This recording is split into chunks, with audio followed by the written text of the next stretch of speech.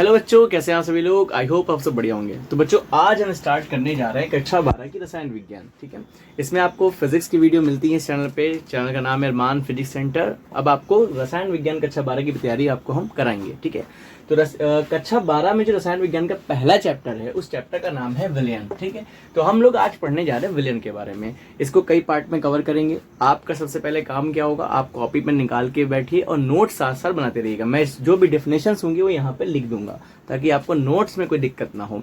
आप वीडियो को पॉज करते रहिएगा और नोट्स अपने लिखते रहिएगा। ठीक है, और बहुत कायदे से कोशिश करेंगे कि बहुत आसान तरीके से आपको सारी डेफिनेशन कराएं। और चूंकि ये फिजिकल केमिस्ट्री का भाग है तो इसमें न्यूमेरिकल भी बहुत हैं, तो सारे न्यूमेरिकल आपको हम एक एक करके समझाएंगे। चलिए स्टार्ट करते हैं वीडियो को। तो सबसे पहले समझिए हमें इसमें क्या क्या पढ़ना है। देखिए, इसमें रोड मैप हमने बना दिया है क्या क्या पढ़ना है। देखिए, विलयन पढ़ना है, प्रकार पढ़ने हैं विलयन के, फिर सांता व्यक्त करने की विधियां पढ़नी है, हेनरी और राउल्ट का नियम पढ़ना है, और असंख्य गुणधर्म हमको पढ़ना है। तो चलिए स्टार्ट करते हैं विलयन से और स्टार्ट करते हैं वीडियो को बिना किसी देरी के। चलिए हटा दे, इसको हटाते हैं यहाँ से। देखिए, सबसे पहले हमको समझना है कि आखिर समांगी मिश्रण क्या होता है। तो देखिए, मिश्रण आप सभी जानते हैं, दो चीजों को मिला दीजिए तो मिश्रण बन जाता है। लेकिन वो मिश्रण समांगी होता है और विषमांगी। यहाँ पे हम आपको समांगी समझाने जा रहे हैं। आखिर समांगी मिश्रण कहते किसको हैं। जैसे अगर हम आपसे कहें कि हमने यहाँ पे एक बर्तन लिया है और इसके अंदर हमने पानी भर दिया है। ठीक है, इसके अंदर पानी भर दिया है और अब हम क्या करें, इसमें शक्कर घोल दें। शक्कर घोलते क्या बना दें, इसका शरबत बना दें। ठीक है, अब शरबत जब बन जाए तो उसके बाद हम आपसे कहें कि आप इस वाले हिस्से को चखिए, इस वाले को हिस्से को चखिए, इस वाले हिस्से को चखिए, तो आप क्या कहेंगे कि सर हर जगह पर हम जिस भी हिस्से को चखें एक जैसा स्वाद होगा, यानी कि इसका गुण एक ही जैसा होगा हर जगह पे। फिर आप इसको चारों तरफ से देखें तो देखने में भी ये एक ही जैसा लगेगा। ऐसा तो नहीं यहाँ से कुछ और लग रहा है, यहाँ से कुछ और लग रहा है, एक जैसा ही तो लगेगा। ऐसा मिश्रण से समझिए, ऐसा मिश्रण जो हर तरह से गुण में भी एक जैसा हो, देखने में भी एक जैसा हो, ऐसे ही मिश्रण को ही हम कहते हैं समांगी मिश्रण कहते हैं। बात समझ में आई? इसे ही हम क्या कहते हैं, समांगी मिश्रण कहते हैं। अब आप एक ट्रिक से याद कर सकते हैं। अगर हम आपसे बात करें कि समांगी कैसे याद करेंगे, देखिए समांगी में आप दो चीजें याद रखिए, एक याद रखिए सम और एक याद रखिए अंग। ठीक है, समझ के बात को। तो सम का मतलब होगा हर जगह एक जैसा, हर जगह बराबर, और अंग का मतलब होता है हिस्सा। इसका मतलब हर जगह से कैसा हिस्सा, बराबर हिस्सा होगा। ऐसे मिश्रण को हम क्या कहते हैं, समांगी मिश्रण कहते हैं। अब बात करते हैं चैप्टर की। चैप्टर का जो डेफिनेशन है विलयन होता क्या है, तो देखिए यहाँ पे लिख दिया है, दो या दो से अधिक, बात समझिए, दो या दो से अधिक पदार्थों का समांगी मिश्रण ही क्या कहलाता है, विलयन कहलाता है। उदाहरण के लिए नमक पानी का घोल हो गया, ठीक है, नमकीन पानी हो गया, फिर शक्कर पानी का घोल हो गया। और उदाहरण अगर हम ठोस के रूप में ले, जैसे पीतल, पीतल भी क्या है, एक मिश्रण है, वो विलयन है। बात समझिए कि नहीं समझे। ठीक है, तो ये सब चीजें जो है किसके अंतर्गत आ जाएंगी। जैसे हवा है, हवा भी एक क्या हो गया, मिश्रण हो गया, उसे भी हम विलयन कह सकते हैं। कौन सा विलयन है ये सब हम आगे आपको बताएंगे। तो बात समझ गए। तो दो या दो से अधिक समांगी मिश्रण को ही हम क्या कहते हैं, विलयन कहते हैं। उसके बाद आता है कि विलयन के कितने घटक होते हैं भैया। तो विलयन के ना दो घटक होते हैं मुख्य रूप से। देखिए, एक विलयन के मुख्य रूप से कितने घटक होते हैं, दो घटक होते हैं। कौन कौन से होते हैं, पहले एक को विलय कहते हैं और एक को क्या कहते हैं, विलायक कहते हैं। अब हम इसी की मदद से आपको विलय और विलायक समझा देते हैं। उसके बाद इसकी डिफिनेशन लिख देंगे, आप नोट कर लीजिएगा। पहले काम आप ये करिए कि वीडियो को पॉज करिए, जो डिफिनेशन लिखी है मैंने इसे नोट कर लीजिए। ठीक है, कर लिया। चलिए अब आगे समझते हैं विलय क्या होता है और विलायक क्या होता है। देखिए, हमने ये कहा कि हम यहाँ पर आए इस पानी के बर्तन में, इसमें पानी भरा था और इसमें हमने एक चम्मच नमक डाल दिया। क्या डाला, एक चम्मच नमक डाला। इसका मतलब किसमें घोल रहे हैं और किसको घोल रहे हैं, ध्यान रखिएगा। तो पानी में घोल रहे हैं और नमक को घोल रहे हैं। तो जिसको घोल रहे हैं वो क्या होगा, विलय, और जिसमें घोल रहे हैं वो क्या होगा, विलायक होगा। यानी कि हम ये कह सकते हैं जो कम होता है विलयन में, जो कम होता है वो विलय होता है, और जो अधिक होता है वो क्या होता है, विलायक होता है। बात समझ में आई कि नहीं आई। ऐसे ही हम अगर आपसे बात करें कि शरबत बनाए तो आप समझ जाएंगे कि शक्कर ज्यादा है। ठीक है, शक्कर सॉरी मैंने गलत बोल दिया, शक्कर कम है, यानी कि शक्कर विलय है और पानी क्या है, विलायक है। इस बात का ध्यान आप रखिएगा। ठीक है, तो विलेय और विलायक समझ में आ गया। तो अब इसको हटा के इन दोनों की डेफिनेशन भी यहाँ लिखे दे रहे हैं ताकि आप लोग आराम से नोट कर लें। चलिए इसको हटाते हैं यहाँ से। देखिए यहाँ पे मैंने विलेय और विलायक दोनों की डेफिनेशन लिख दिया है। बात को समझिए, लिखना नहीं छोड़िएगा, मतलब आपको नोट्स बनाते रहना है। अगर आप नोट्स नहीं बनाएंगे तो फिर याद कैसे करेंगे आप? आपको नोट्स बनाना, ये नहीं स्क्रीनशॉट ले लिया रख लिया बाद में पढ़ लेंगे, ऐसा कुछ नहीं करना है आपको, ठीक है। देखिए विलेय क्या लिख बोला था हमने, जो कम हो विलयन में, यह लिखा है विलयन में जो पदार्थ कम मात्रा में, बात समझे नहीं, कम मात्रा में उपस्थित होता है और जिसे घोला जाता है उसे क्या कहते हैं, विलेय कहते हैं, ठीक है। विलेय रह गया, मात्रा रह गई, कोई बात नहीं, इसे क्या कहते हैं हम लोग, उसे विलेय कहते हैं, ठीक। अब बात समझते हैं कि कौन विलेय होगा। तो देखिए नमक पानी के घोल में कौन विलेय है, नमक विलेय है। क्यों, नमक कम होगा ना पानी में। ऐसे शक्कर पानी के घोल में कौन विलेय था, तो आप कहेंगे सर शक्कर विलेय था। बात समझे कि नहीं समझे, इस बात को ध्यान रखिएगा, जो कम होना वो विलेय होता है, ठीक है। चलिए आगे देखते हैं हम लोग, विलायक क्या होता है, तो जो अधिक है वो विलायक है। यहाँ और बात लिख दिया, देखिए, और जिसे घोला जाता है उसे विलेय कहते हैं। यहाँ देखिए क्या लिखा है, विलयन में जो पदार्थ अधिक मात्रा में उपस्थित होता है और जिसमें दूसरे पदार्थ को घोला जाता है उसे क्या कहते हैं, विलायक कहते हैं। क्या कहते हैं उसे विलायक कहते हैं, ठीक है। तो इसमें जो यहाँ पे हमने उदाहरण लिखा था वही यहाँ लिखा, बस क्या फर्क कर दिया, नमक पानी, ठीक है, यहाँ पे डैश लगा देते हैं। नमक पानी के घोल में कौन विलायक है, तो पानी क्या है, विलायक है। क्यों, क्योंकि पानी क्या है, ज्यादा है, तो ये विलायक हो गया। तो मेरी समझ से आपको विलेय और विलायक में अंतर पता चल गया होगा, कौन विलेय होता है कौन विलायक। तो यहां से हम ये नहीं कह सकते हैं कि एक सूत्र हमें पता चल गया, हमें पता चल गया कि जो विलयन होगा वो किसके बराबर होगा। आप कहेंगे सर विलयन बराबर, हम कह सकते हैं कि विलेय प्लस विलयन बराबर विलेय प्लस विलायक। बात समझ में आया, एक सूत्र मिल गया हमको, विलयन बराबर विलेय प्लस विलायक। आप एक बात का ध्यान रखिएगा, अभी ये फिजिकल केमिस्ट्री चल रही है, इसमें आगे न्यूमेरिकल आएंगे, तो जो टॉपिक हम आपको पढ़ाते जाएंगे जहां पर भी उसके न्यूमेरिकल होंगे, जैसे भी होंगे न्यूमेरिकल, एनसीईआरटी के न्यूमेरिकल सारे इधर उधर से करेक्ट करके आपको हम पढ़ाएंगे ताकि आपको एग्जाम में कोई प्रॉब्लम ना हो। बस आप बने रहिएगा हमारे साथ, ठीक है। तो ये एक सूत्र हमें पता चल गया, तो आप स्क्रीनशॉट ले लीजिए, इसको आराम से बैठ के लिख लीजिएगा। हम लोग नेक्स्ट टॉपिक अब पढ़ते हैं विलयन की विशेषताएं। मैंने कहा नहीं, एक एक चीज आपको पढ़ाएंगे, छोड़ेंगे कुछ नहीं। चलिए नोट कर लीजिए, इसे हटा रहे हैं। तो विलयन की देखिए 3 विशेषताएं हम यहाँ पे पढ़ रहे हैं। पहली क्या है, समांगता, ठीक है। समांगता मतलब होमोजेनिटी, क्या होता है समझिए। विलयन हर जगह से एक समान होता है, जैसे नींबू पानी का हर घूंट बराबर स्वाद का होता है। यानी कि जैसे हमने अभी नमक पानी की बात करी और शक्कर पानी की बात करी, तो आप इसका हर घूंट लेंगे तो हर जगह से बराबर ही तो होगा। इसका मतलब इसमें क्या होती है, समांगता होती है। बात समझे, तो पहली विशेषता इसकी क्या हो गई, समांगता होगी, मतलब हर जगह से इसका गुण क्या होता है, बराबर होता है, एक जैसा होता है। दूसरी चीज, कणों का आकार। देखिए विलेय के जो कण होते हैं, विलयन में विलेय के जो कण होते हैं इतने छोटे होते हैं, पहली बात तो उन्हें देख नहीं सकते अलग करके, हम ऐसा नहीं कर सकते। जैसे हम पानी में बालू मिला दे तो बालू दिख जाएगी, ठीक है, लेकिन अगर पानी में नमक मिला रहे तो अलग से नमक कहाँ दिखेगी हमको घुलने के बाद। यानी कि और इतने छोटे होते हैं कि इनको छान के अलग नहीं किया जा सकता। इसीलिए क्या लिखा हुआ, देखिए दूसरा पॉइंट, कणों का आकार। विलेय के कण इतने सूक्ष्म होते हैं, इतने छोटे होते हैं कि इन्हें छान कर अलग नहीं किया जा सकता। इस बात को ध्यान रखिएगा, ठीक है। उसके बाद क्या है, पारदर्शिता। सभी में नहीं, लेकिन आमतौर पर विलयन आमतौर पर पारदर्शी होते हैं। पारदर्शी मतलब जैसे पानी के गिलास, आप जो है शीशे के गिलास में पानी लीजिए और उसमें लाइट डाली तो आर पार हो जाती नहीं हो जाती है। तो जिसमें लाइट गुजर सकती है, आर पार दिख सकता है, जैसे ट्रांसपेरेंट पन्नी होती है, आर पार दिखता है, यानी कि लाइट आर पार गुजर रही, तभी तो चीजें दिख रही हैं।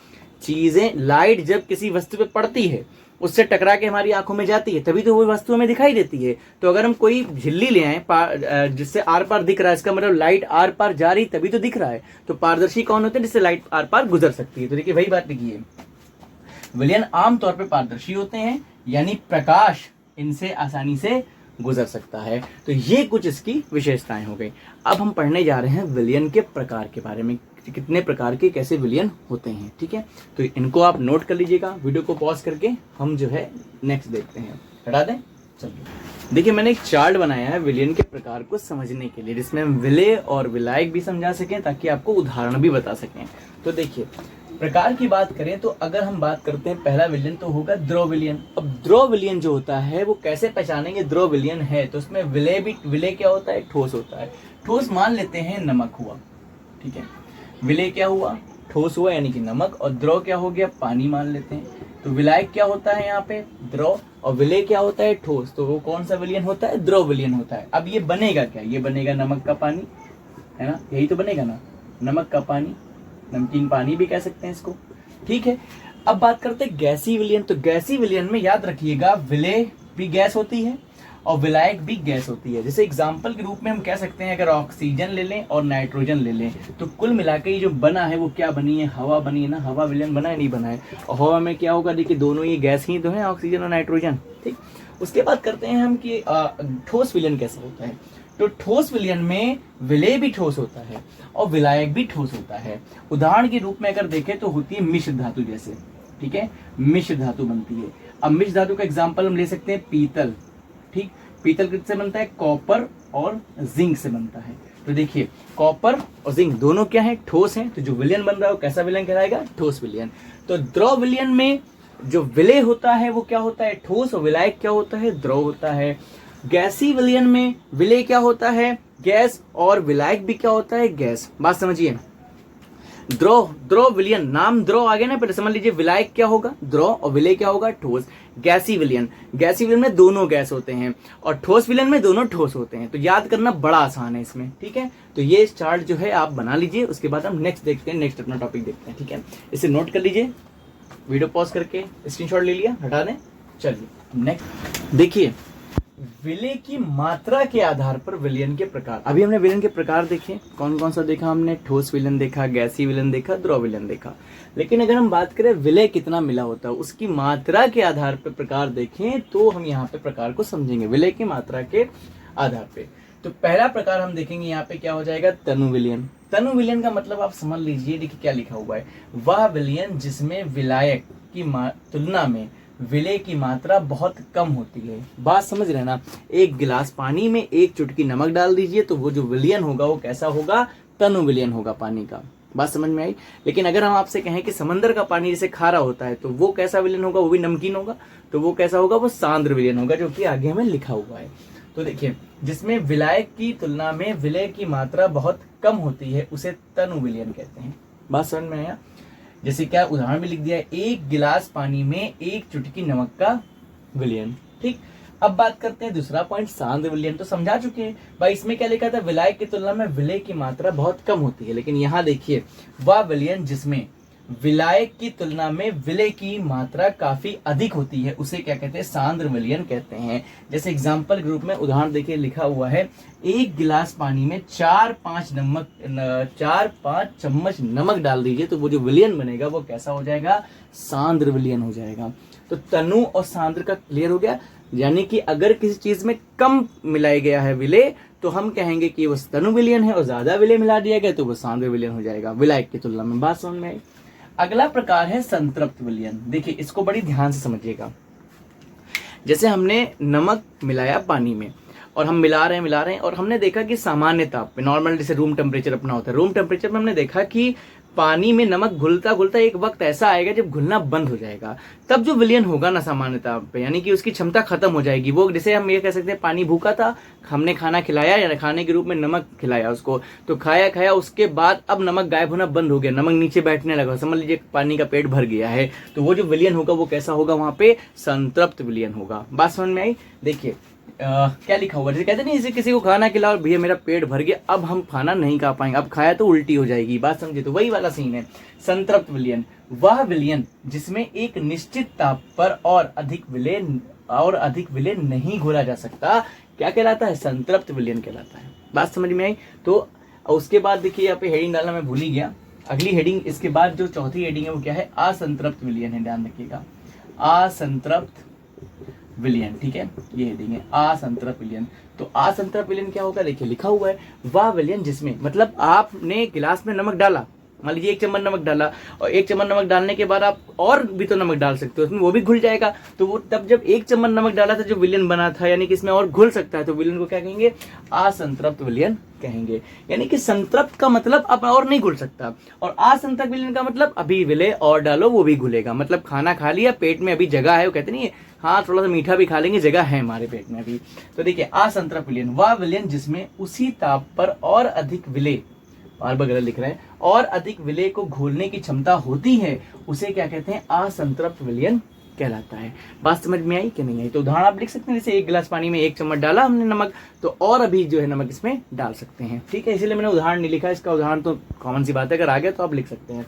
ठीक है, तो ये 1 2 3 4 प्रकार हो गए। 5वां प्रकार भी हम देखते हैं, संतृप्त, असंतृप्त, एक होता है अति संतृप्त विलयन। क्या होता है? इसको हटाते हैं, लिखते हैं, फिर आपको हम बताते हैं। ठीक है, यहाँ पे कोई दिक्कत आ रही हो तो कमेंट जरूर कर दीजिएगा मुझे। ठीक, चलिए इसको नोट कर लीजिएगा, वीडियो को रोक के आप कर लिया, स्क्रीनशॉट ले लिया। चलिए हटाते हैं।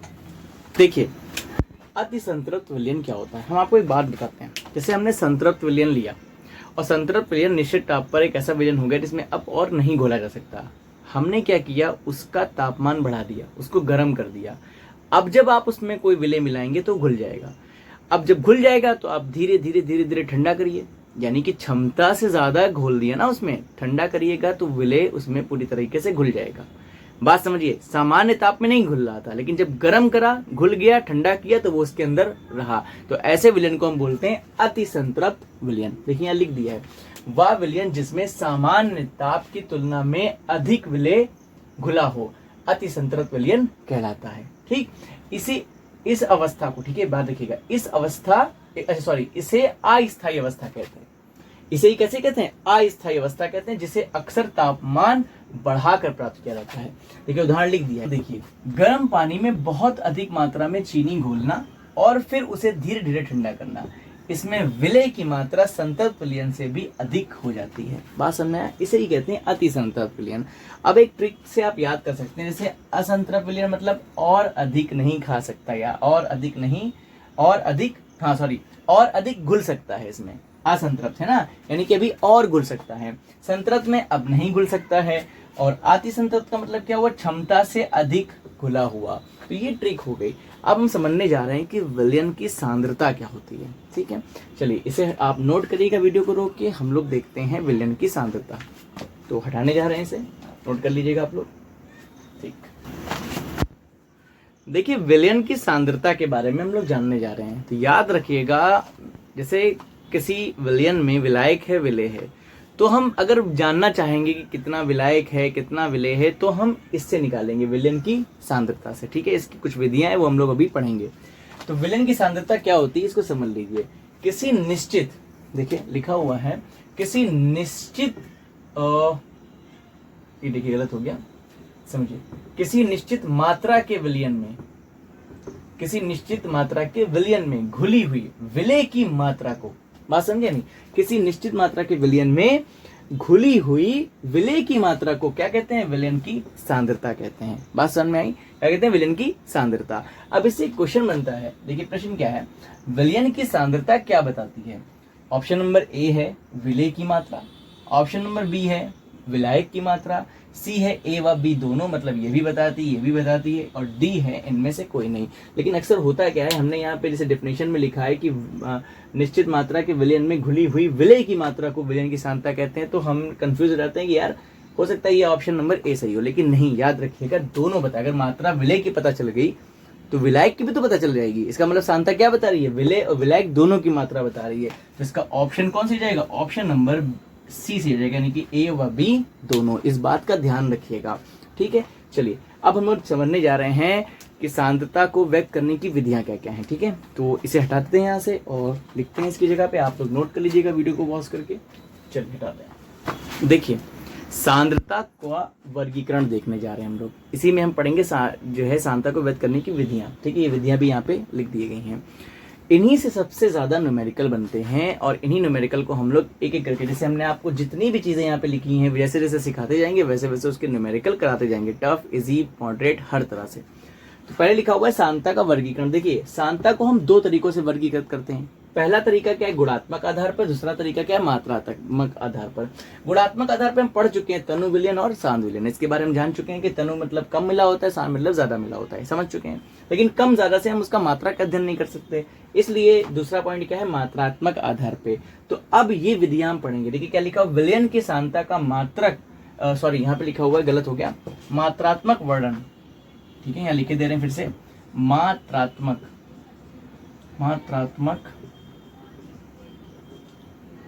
कहाँ गया, सही लिखा ना, गलत लिख दिया, मात्रात्मक वर्णन निम्न तरीकों से करते हैं। पहला तरीका क्या हो गया, देखिए द्रव्यमान प्रतिशत, इसको हम बोलते हैं m/m × 100%, ठीक है, m/m × 100%। आयतन प्रतिशत मतलब आयतन है ना, तो v/v × 100%। द्रव्यमान आयतन प्रतिशत मतलब m/v × 100%, ये हो गया द्रव्यमान आयतन प्रतिशत। इसको एक एक करके हम समझेंगे, ठीक है। उसके बाद फोर्थ पॉइंट क्या है, पार्ट्स पर मिलियन यानी कि ppm भी कहते हैं। फिर हमें क्या पढ़ना है, मोल अंश या मोल प्रभाज कहते हैं, वो पढ़ना है। फिर हमें क्या पढ़ना है, मोलरता, फिर मोललता, और कौन सा आठवां पार्ट क्या है, नॉर्मलता। तो इतनी चीजें जो है मात्रात्मक आधार पर वर्गीकृत में आती हैं, किसकी, सांद्रता के वर्गीकरण में, ठीक है। तो इतनी विधियां होती हैं। अब हम एक एक करके इन विधियों को पढ़ने जा रहे हैं, इन विधियों को पढ़ेंगे, इसके पे जितने भी न्यूमेरिकल आएंगे उन न्यूमेरिकल का आपको एक एक करके हम बताएंगे, ठीक है। लेकिन आज वीडियो थोड़ी लंबी हो गई है, इतना ही रखते हैं, ये इसका पार्ट 1 है। अब इसका पार्ट 2 आएगा, वो स्टार्ट करेंगे इन चीज़ों को और इसके न्यूमेरिकल को।